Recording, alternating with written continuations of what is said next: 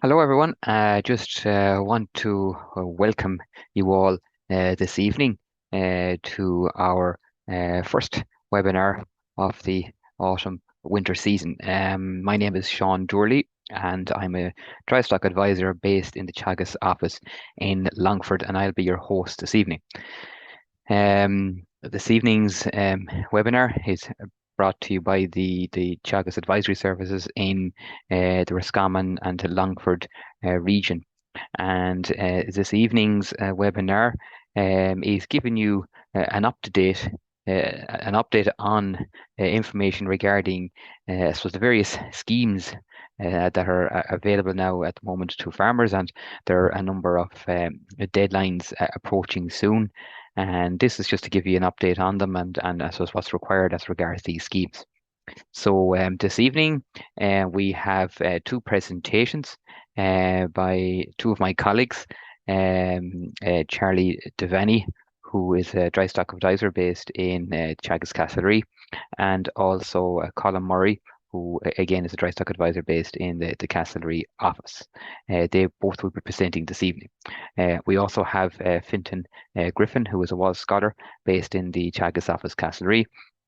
And Fintan will be taking care of the questions that come in from me at the end of the overall presentations. So format basically will be two presentations, approximately 20 minutes or so each, and 10, 15 minutes or so at the end for questions. But you can type in your questions if you look at the Q&A tab at the bottom of your screens. Type in your questions there. Type them in as you think of them as we're going through the presentations, and we will get to them at the end. So all questions will be answered live here by the presenters. We won't be typing any answers to questions. So Charlie Devaney will be covering the areas of the SCEP scheme and also looking at the National Genotype Programme. Colm Murray will be looking at the Beef Welfare Scheme and also the up-and-coming KT group or discussion group programme that's commencing in October. Look, I'll just remind you, if you're on a phone, keep the phone charged. We'll run for approximately an hour or so. This webinar will be recorded and will be available on our YouTube channel, and you can search for Teagasc Roscommon-Longford in YouTube to find that channel. So we'll have it on that channel in the next couple of days or so. So this is the first of a two-part series of webinars on schemes, and the second part will be taking place this day week, again on Wednesday, which is 13th of September at 9 p.m. And we'll have a lineup of two speakers again covering various different schemes which are approaching their deadline. And we'll be also looking at the acres scheme as well, and I suppose look at what's required for people that have joined it, and looking also at the acres 2, which is going to start. So another interesting presentation, more presentations next week on schemes. So keep an eye out on our social media channels for links and that. If you've been registered for this, you are all registered for this webinar, and you will be getting reminder emails for next week's webinar as well. So without further ado, I'll probably ask Charlie, who's the first speaker, to start sharing his screen there, and we'll get started on his presentation. Great. Okay, good evening, everybody. I suppose what we're finding ourselves as advisors is that there's an awful lot of confusion with all the different schemes that are out there. So we thought it was a timely opportunity maybe to go through the different schemes and give people an update on what schemes are actually there and what has to be done for each scheme. So tonight I'm going to cover the Suckler Carbon Efficiency Programme. That's the SCEP scheme. That's the suckler scheme that came out this spring, early summertime. And I'm also going to cover the National Genomics Programme. So without further ado, I'll just go through the Suckler Carbon Efficiency Programme. And Colm will cover the Suckler Welfare Scheme, and he'll also cover the new KT scheme. So at the moment, there's two schemes. There's the SCEP that I'm going to cover for suckler cows, and there's the Suckler Welfare Scheme that Colm is going to cover after a while. That's the one that you have to apply for by the 12th of this month. So basically what I'm going to do is I'm just going to go through the introduction. So SCEP replaces what was there before it, the BDGP. So you'd all be familiar with the BDGP. That was, I suppose you could call it, that's where the star scheme, that where you had to have your 4 and 5 star cows. So the SCEP has taken the place of that. It's not exactly the same, but some of the conditions are the same, and you'll see that as we go through it. So the new SCEP came in this year with the new cap that was introduced in 2023. The old cap finished in 2022, and the BDGPs finished with that. A common question we get from many farmers is why do they keep changing the names of these schemes? I suppose the reason being that when the government go back to Europe, they have to come up with different reasons why these schemes get funding going forward. And I suppose it does lead to a huge amount of confusion for farmers and for ourselves, and you're trying to explain which schemes are there.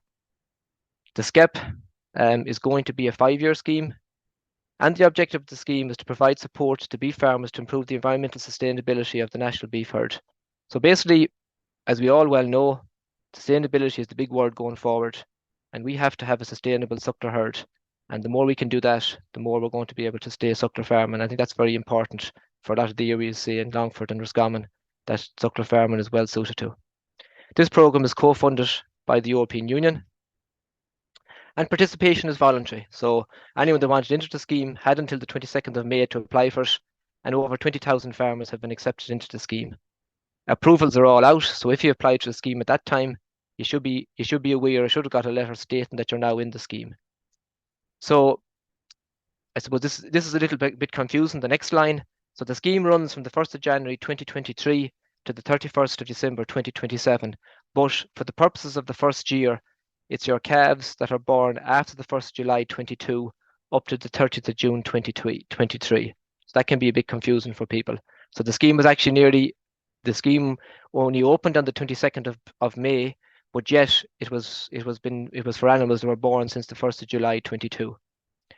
There's a reference number that every farmer would have or would be aware of or should be aware of at this moment.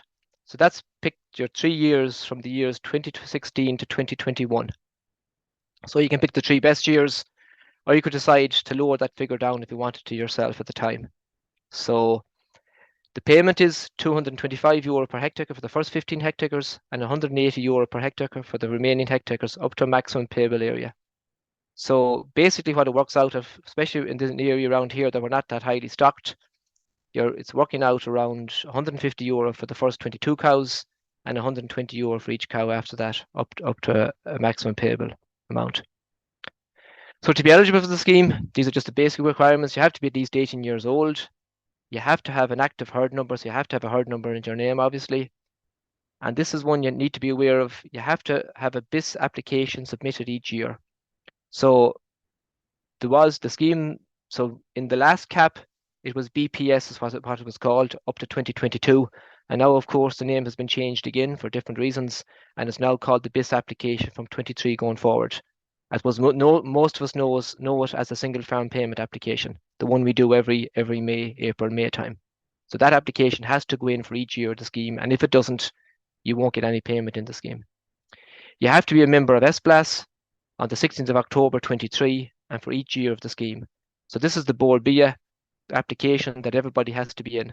I was only talking to a farmer today that was only sending in his application for it today. So anyone that's not in SBLAS or the Board BIA, you need to get that application in ASAP. I'd say today or tomorrow, whatever, as quick as possible. Because by the time you get it in and they come out and inspect you, you won't find the 16th of October coming. That's vital to get that you're a member of that. If you're not a member of it, you won't be allowed to remain in the scheme. You have to carve down 50% of your yearly reference number. So if your reference is 20, you have to carve down a minimum of 10 cows. You can carve down a lot more than that if you want, but that's the minimum requirement. And if you don't carve down 10 animals, again, you'll be thrown out of the scheme. And the last one then is a training course. Every farmer in the scheme has to attend a training course by the 15th of November 2024. I know for ourselves in Teagasc and Castlerea, at the moment we're doing acres training courses, so it'll be next year before we get around to do the SCEP training courses, and farmers will be notified in due course. So the main requirements are Action 1, you have to use an eligible bull or AI and we'll go through that in more details on the next slides. Action 2, your female replacement strategy. Action 3 is the genotyping. Action 4 is the weight and submission of weights to ICBF. And Action 5 is your calf and detail surveys. So they're the main things you have to partake in SCEP. And as I say, there's slight variations from SCEP to what you did in BDGP. So an eligible bull or AI, so in the first 2 years of the scheme, 80% of your calves have to be out of a 4 or 5 star genotyped bull or AI. So note the genotyped, so they have to be genotyped, a 4 or 5 star genotyped bull or AI. That's vitally important. In scheme years 3 and 4, it's 85% of your calves, and in scheme year 5, it's 90% of your calves. My advice to anybody going forward will be possibly use 100%. Just try and use all 4 or 5 star bulls and AI, and then at least you don't have to be worrying about is it 80%, is it 85%, or is it 90%? And that takes care of that. The female replacement strategy. This is someone that, for anyone that was in BDGP, would be quite familiar with this. So for this year, 50% of your reference number. So if you know your reference number, 50% of that. So if it's 20, you have to have at least 10 4 or 5 star genotyped eligible females on your farm on the 31st of October 2023. So they only have to be on your farm on that particular date. They don't have to be there for a number of months afterwards. If they're on your farm on that date, technically speaking, you could sell them or get rid of them the year after. That isn't what the scheme wants, but that's what you could do. So on the 31st of October 2023, 50% of your reference number, you have to have that in eligible females. That figure then in 2025 increases to 65%. And in 2027, it increases to 75%. So again, as I say, for people that are in the BDGP, you will be well aware of these figures. For new, say, entrants to the SCEP that weren't in BDGP, this might be a little bit more. You might have a little bit more learning to do on this one. Females must be at least 16 months old. So heifers over 16 months or cows over 16 months are eligible. So they have to be at least 16 months on the 31st of October of each of those years. Okay. The next one is the genotyping. So in SCEP, if you remember, you have to genotype at least 60% of your yearly reference. That figure now has jumped to 70%. So for example, if you have 20 cows and you have 20 calves and 20 is your reference, 14% of those, or sorry, 14 of those animals have to be genotyped. So it has to be 70% of the reference figure. So 14 animals on your farm have to be genotyped. They could be yearlings, or there could be other animals that you bought in that weren't genotyped. It doesn't necessarily have to be animals that are born on your farm once it's 70% of the reference number. So when they're tagged, them tags have to be returned by the 30th of November each year. Now this year with the scheme opening up quite late or submissions going in quite late, people didn't get their tags maybe only until the last couple of months. But from next year on, hopefully the tags will come out a lot quicker than that, okay? Weighing, this is a new part that's in SCEP. It wasn't in BDGP. It was in another scheme last year called BEEP. It's now included into the SCEP in this one. So what you have to be aware is that 80% of eligible animals born on your farm must be weighed each year. So if there's 20 animals born on your farm, a minimum of 16 of those have to be weighed each year. That's between the 1st of July last year and the 30th of June this year. At least 80% of those animals have to be weighed. The calves must have to be at least 50 days old. So just watch that. So they can't be any younger than 50 days old, have to be over that. You weigh both the cow and the calf have to be weighed on the same day. Calves must be born on the farm. Calves must still be sucking their cows. You ideally wean them before they're or weigh them before they're weaned. And weights must be submitted within 7 days of weighing.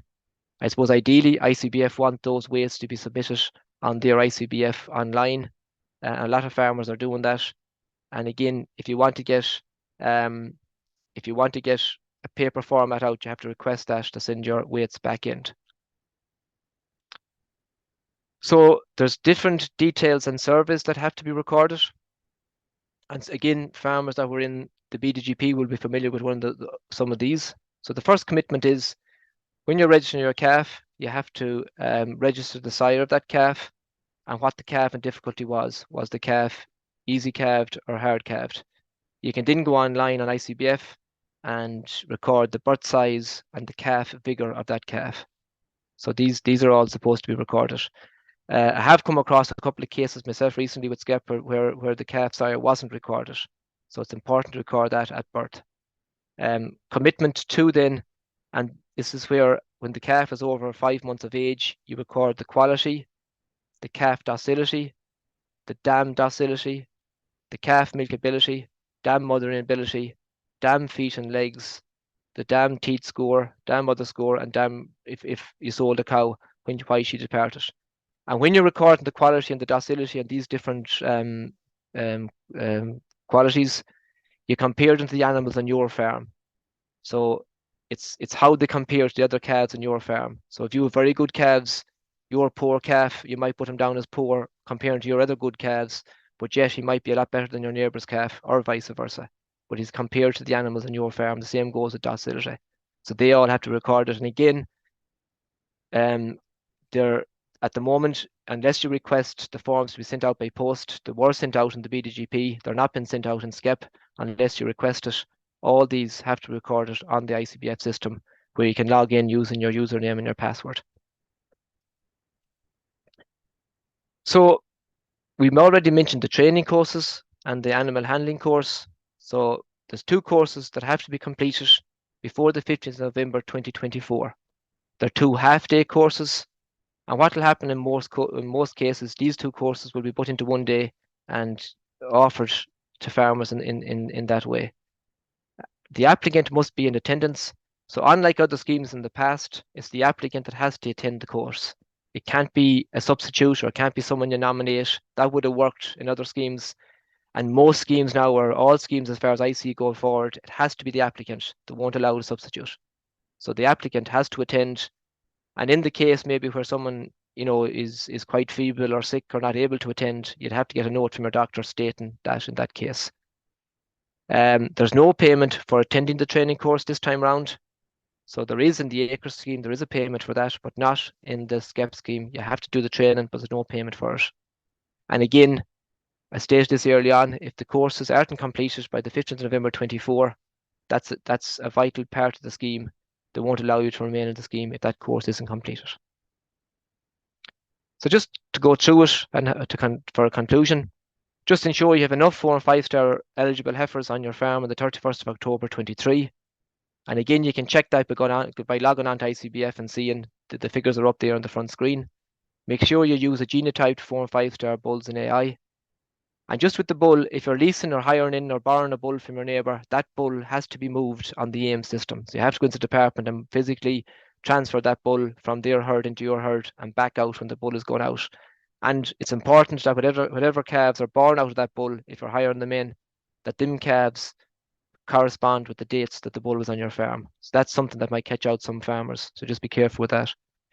Weigh animals now as soon as possible. So I suppose for people that are intending selling weanlings, important to get them animals weighed now, especially if you're joining other schemes that you may have to hold on to them for a couple of weeks after weaning. Become familiar with your reference number. That's something you can change slightly each year. So there's a yearly reference that you can change down or change up each year. Complete all surveys as soon as possible and complete on the ICBF website if possible. So that's the SCEP scheme. And again, I suppose on that, just for anyone that isn't clear, you can ask us questions at the end of the presentation. And then my last slide then is on what's called the National Genotyping Programme. So this scheme only came out this year and it's going to run from 2024 to 27. It's a 4-year scheme. So what they're doing, they're encouraging farmers to apply for this scheme that have suckler herds and that they would genotype all their animals. It's a payment of, you have to pay, so if you're genotyping an animal privately, it costs something around 22 euro, but in this scheme you can get it for a reduced rate of €6 per sample. You apply on the ICBF website, so you have to physically log in on your own ICBF and apply on that to become part of the scheme. As I mentioned already, it's a 4-year scheme that runs from 2024 to 27. And the closing date of this scheme is the 27th of September 2023. Now just be careful if you're in SCEP and you have 20 calves born on your farm, for example, you already have to genotype 14 of those. And if you join this scheme on top of it, the National Genotyping Programme, that then will reduce down the rate of the 6 remaining calves on your farm that have to be genotyped. It doesn't mean that you get all your genotyping for less for all the animals if you're also in the SCEP scheme. But if you're in the SCEP scheme, it's the calves that's not down for genotyping that you will get at the reduced rate.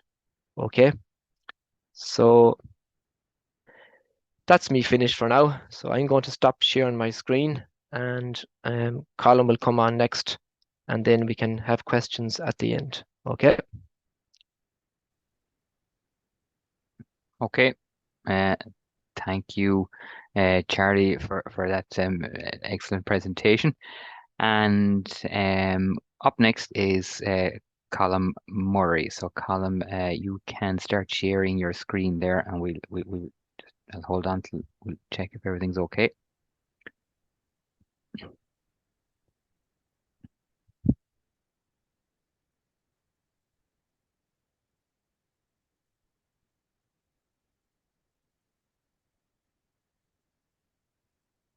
Yeah, that looks good. On again, is it? Or is it? No.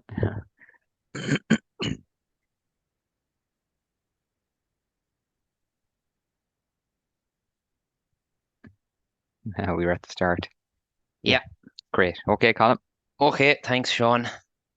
I'm just going to talk about the National Beef Welfare Scheme.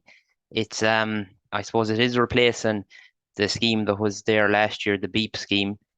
So the objectives of the scheme is to increase income for suckler farmers. So I suppose we all know suckler farming is probably there's a good bit of pressure on suckler farmers. So the scheme is there to, I suppose, improve the profitability of suckler farmers, and it's also there to enhance animal health and husbandry on suckler farms. So there's a budget there of 23 million available, and the payment will be issued in December, the end of this year. So to be eligible for the scheme, so it's available to suckler farmers with calves born on the holding between the 1st of July 22 and the 30th of June 23. So calves born before or after these dates are not eligible. So it's only eligible for calves born between the 1st of July 22 and the 30th of June 23. And it's only available to calves born on the farm. So if a farmer has bought a cow and calf, that calf isn't eligible. It's only available to calves born on the farm.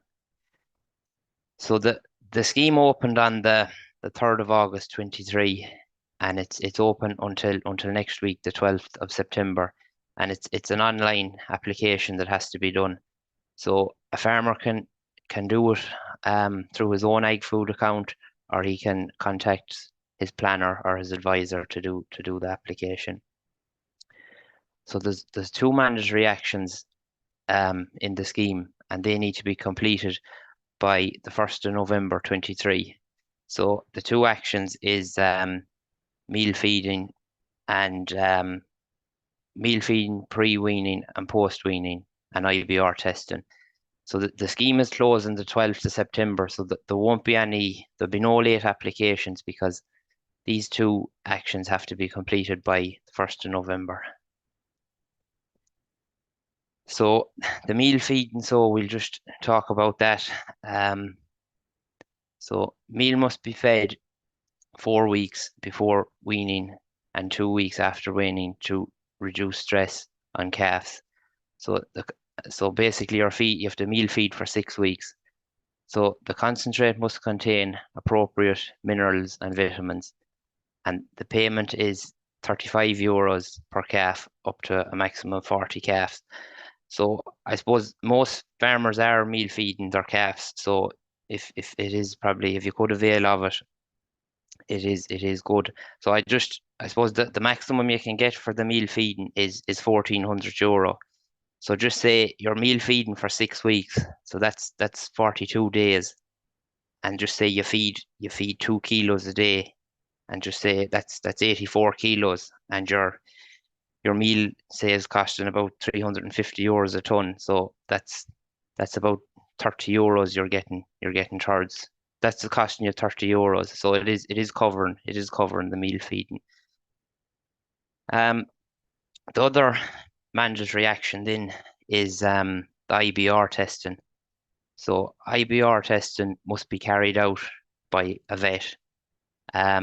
So it's the farmer's responsibility to organise the blood sampling.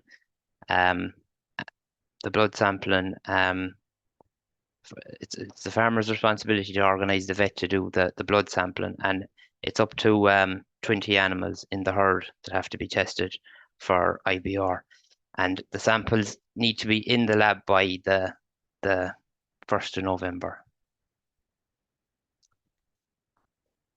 So we'll just go through it here. So where a herd has 20 or more animals, a minimum of 20 must be tested. So, and ideally over 9 months. So if you have over 20 animals in your herd, ideally you'll be testing maybe animals that's there for breeding, and they have to be over 9 months. So where a herd has 20 or less bovines, all must be tested. So if you have 7 cows and your 7 calves, you have to test the cows and calves. You have to test if you've under 20 animals, you have to test everything. So just the payment then on the IBR testing, the table here shows an example of that. So for a herd between 2 and 6 animals, the farmer will get 120 euros. Between 7 and 10 animals, he'll get 180 euros.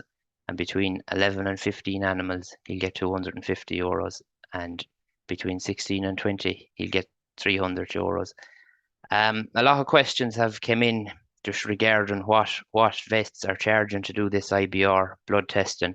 And just from, I suppose, talking to local vets, generally what I'm hearing is that each sample will cost maybe 7 to 10 euros, and the call out then will be 50 or 60 euros.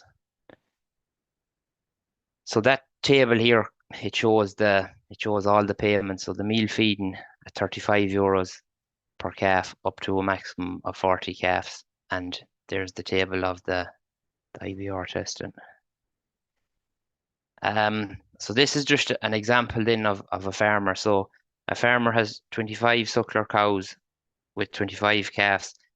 The farmer will receive, so he'll receive for his 25 calves at 35 euros, he'll receive 875 euros.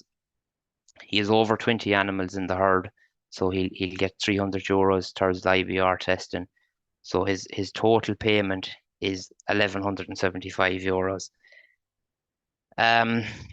They are the two mandatory actions. I suppose the main thing is if a farmer is interested in going into the scheme, he has to have his application in by the 12th of September. And the two actions are mandatory. If a farmer goes into the scheme and only does one action, say, he won't get any payment on that action, and then he'll get a penalty on the overall payment. So that's basically all on the beef welfare scheme. I can answer a few questions afterwards, and I'll just talk now about the UKT scheme.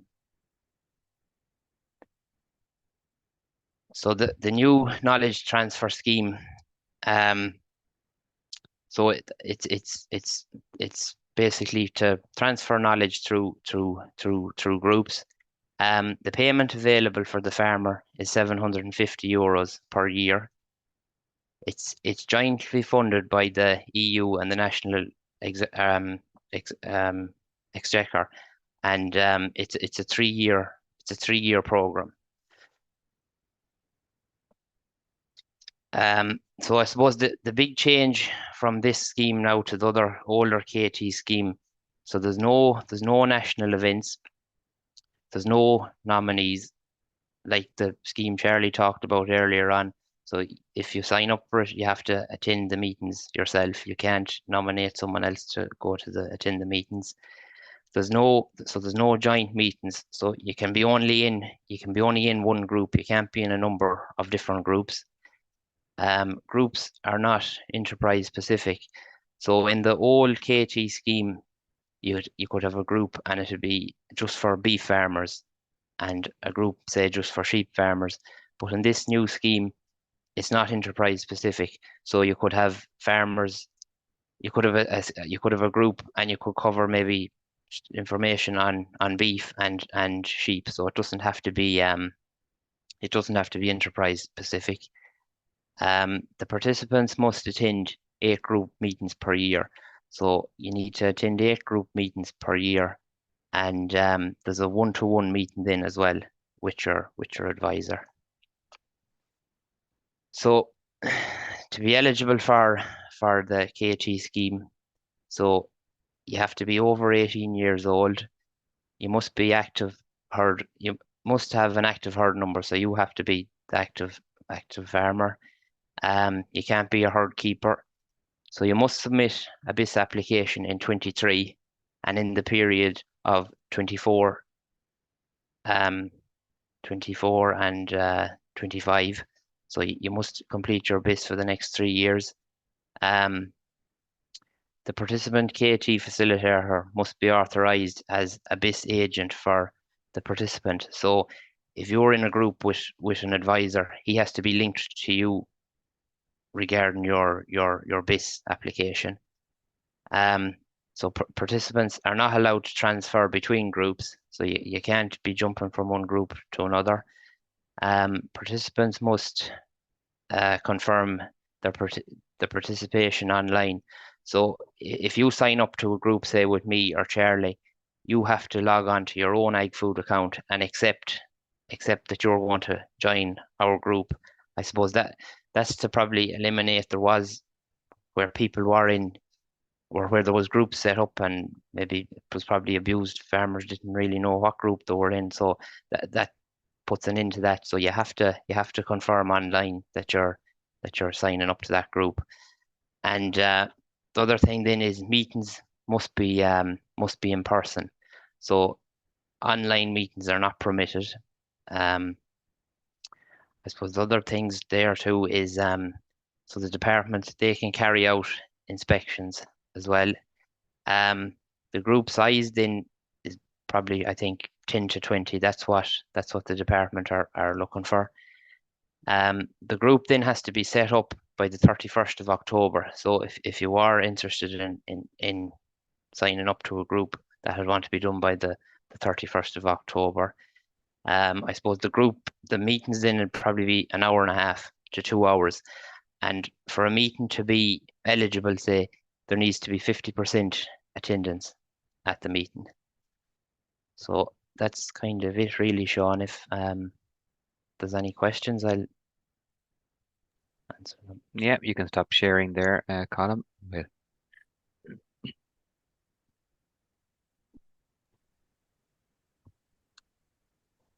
Great. Thank you very much, Colm, for your presentation. Excellent. And yeah, look, we'll move on to the final part of this evening is the questions, and quite a good few questions have come in there. So Fintan has been keeping an eye on them there. So yeah, Fintan, you can put the questions to the two lads there. Yeah, thanks, Sean. So I suppose we'll start with Charlie. There's a few questions coming in there on the SCEP scheme. So someone's asking there, if a cow was 5-star in BDGP, is she still eligible in SCEP? Yeah, she is, Fintan. There would be cases where cows were 5-star in BDGP and the star rating may have dropped since they've joined the SCEP scheme in the last couple of years. But if she was eligible once as a 5-star and she was genotyped as a 5-star, she's still eligible at this stage. She is indeed, Fintan, yeah. Yeah, perfect. I suppose, do you have to vaccinate for pneumonia under the new SCEP scheme? Yeah, as I say, there's a lot of confusion. We would have seen this ourselves with farmers coming in. There's no vaccination program in any of the suckler schemes at the moment. So the vaccination option isn't there at the moment. Whether it'll become part of a scheme down the road or not, we don't know. But at the minute, it's not. There is no vaccination option there at the minute. Yeah, perfect. A 5-star bull that's not genomically tested, is this bull eligible for the SCEP scheme? No, every animal to be eligible, let it be a heifer or a cow that wants to be eligible, has to be genomically sampled. So that's vitally important.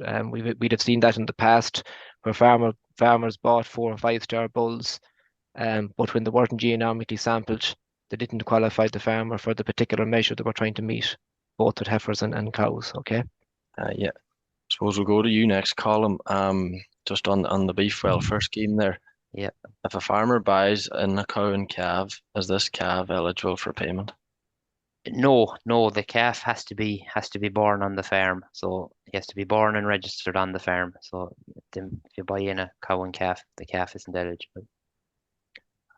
Again, if a farmer has 20 calves, 10 of them autumn born and 10 spring born, can he get paid for these 20 calves? He can, yeah. I probably should have said more on that.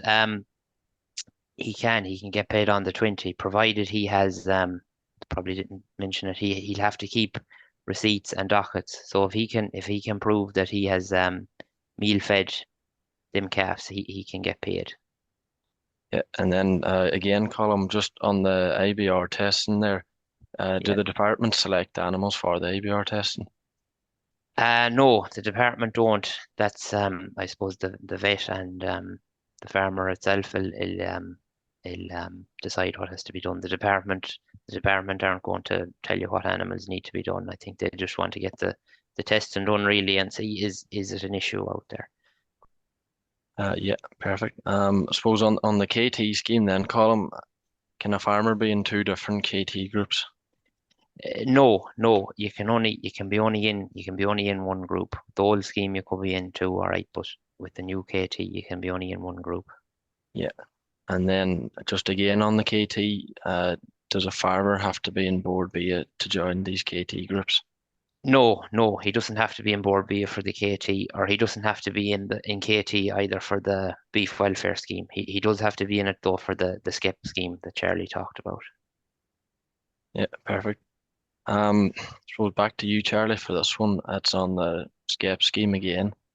So if someone had a reference of 20 cows and they calved down 15 or 16, can the rest be made up of culled cows and 16-month-old heifers?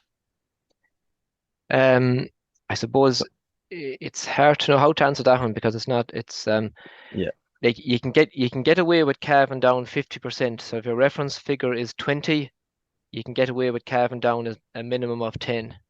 And so that there's two, I suppose there's 2 legs to this chair. So that qualifies you for the calving down percentage. So the 15 or 16 is fine in that case. But I suppose I don't know whether that person is trying to ask how many do they need in as 4 and 5 stars. So out of that 20 cows, you need out of that 20 reference, you need 50% 4 and 5 star animals. So the 50%, which will be 10 in this case, can be made up of the cows or can be made up of heifers that are a minimum of 16 months old once they are the genomics 4 or 5 star animals. I don't know whether that answers the question or not, but that's probably the best I can do on that one. Yeah. I suppose the next one here, Charlie, it's kind of a combination of the genotyping and the SCEP scheme. And someone's asking that if they genotype female calves under the new National Genomics program, can these female calves be used for the female requirement in the suckler carbon scheme? Yeah, they can be, but again, they can be genomically sampled and they can be used down the line. But I suppose again, if they want to satisfy the 4 and 5 star rating on say the 31st of October this year or the 31st of October in 25 or 27, they'll have to be at least 16 months old at that time. So I suppose you could sample them next spring and the animals would become eligible when they're 16 months old, yeah, once they meet the 4 and 5 star criteria. And I suppose again, Charlie, there's a couple of people asking this just on the SCEP scheme again. How long after weighing the calves can you sell them? In the SCEP scheme, as far as I'm aware, there's no real requirement to keep the calves on the herd after you could nearly sell them the next day. But the issue would be with the scheme that Colm has spoken about. So if you're in the SCEP and you're also going to join the suckler welfare scheme, in the suckler welfare scheme, they have to be maintained for at least 2 weeks meal feeding after they're weighed. So that they'd have to be maintained for at least 2 weeks in that case. In the SCEP scheme, if you're not in the suckler welfare, as far as I'm aware, you can sell them, after they're weighed. But in the suckler welfare, you have to maintain them for 2 weeks. So there's a little bit of, I suppose, there's no right answer on that one, but just be careful. As I say, there's two different schemes at play there if you're in both of them. Okay. Yeah. And I suppose then on the genomics program again, Charlie, will it be open next year or do you have to join it this year? We haven't heard whether it'll be open next year or not. I know it's not that I'm aware of. So it's as what we were saying, it's a 4-year scheme. So a short answer, I don't know. I suppose it'll depend on uptake. It'll depend on how they look at it, the powers that be going forward.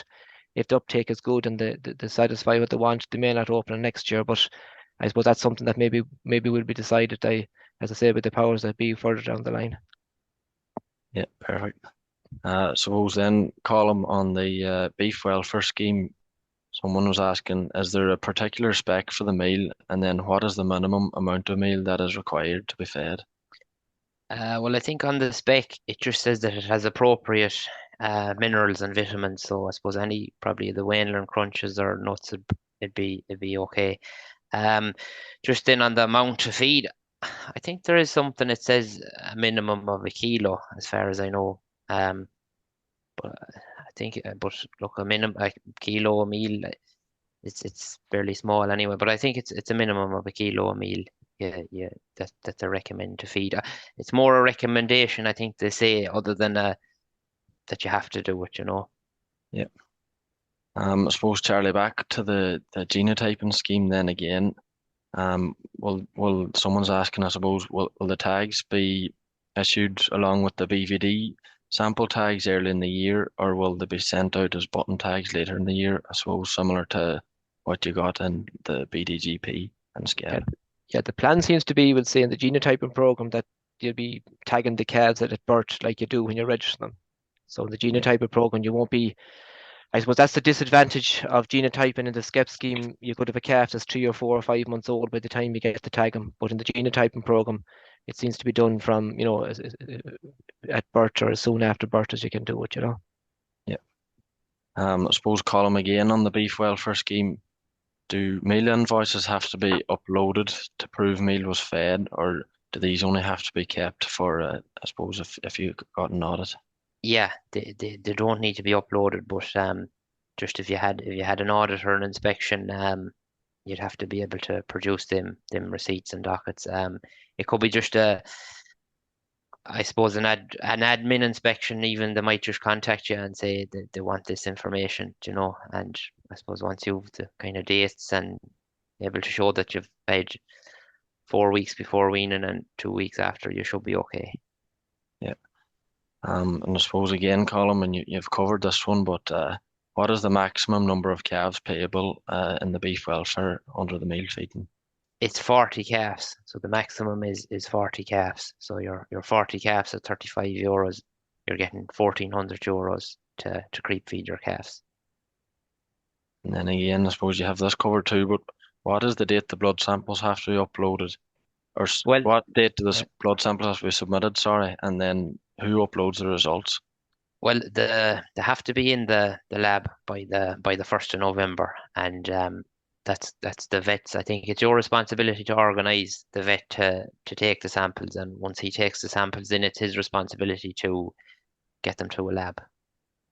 But it has to be it has to be in the lab by the 1st of November. So I suppose you'd want to be contacting your vet probably fairly soon too, because it's a busy time of year for vets with herd tests and everything else. I suppose another thing, maybe if if you had a herd test coming up or scanning or something coming up, you could mention that to your vet and see could he do all in the one day, and you wouldn't be paying a second call out. And then again, Colm, just on the KT scheme, someone's inquiring how do they apply to participate in the KT scheme? Yeah, well, they'll have to contact their advisor or planner and see are they going to run a KT group, and they'd have to set up their own ag food account in to be able to accept that they're going to join the group. So I suppose the first thing they want to do is contact their planner or their advisor. Yep, perfect. I suppose then,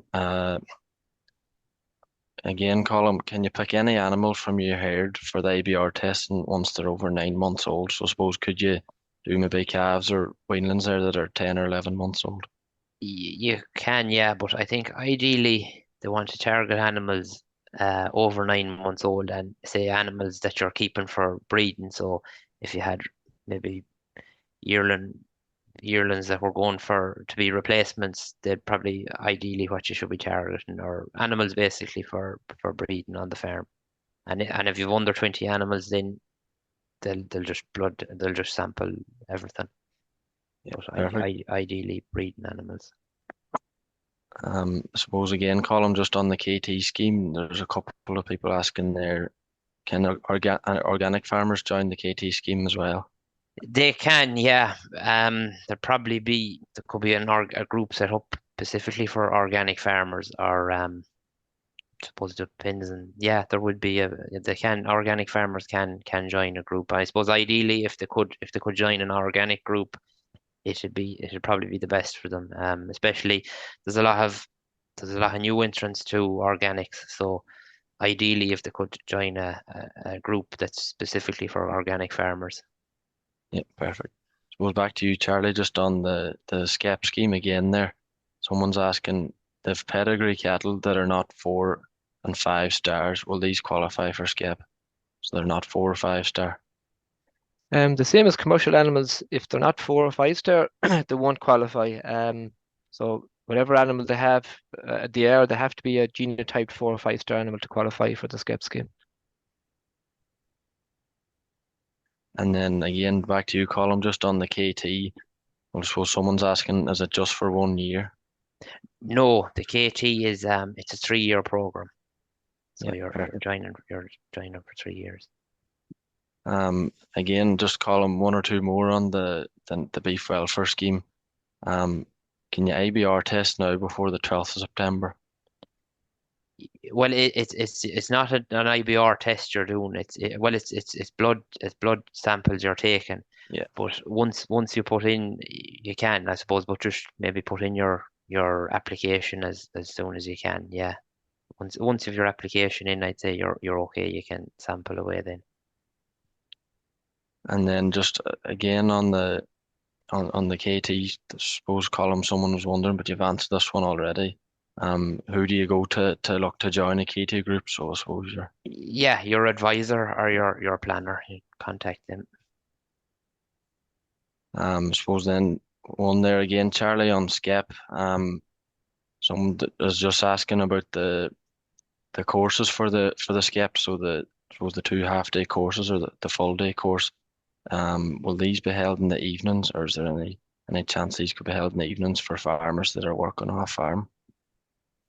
I know for us, we'd be more than likely holding them during the day. So they're 2 half-day courses. So I'd say the plan was that we'd hold them, say 1 half in the morning, 1 half in the afternoon. That'd be the plan going forward, I'd imagine. Yep. And I suppose lastly there, Colm, just one more on the ABR testing and the beef welfare scheme. So I suppose on a farm with over 20 animals, how many has to be tested? So is it all the animals or just 20? No, it's just 20. 20 is the maximum.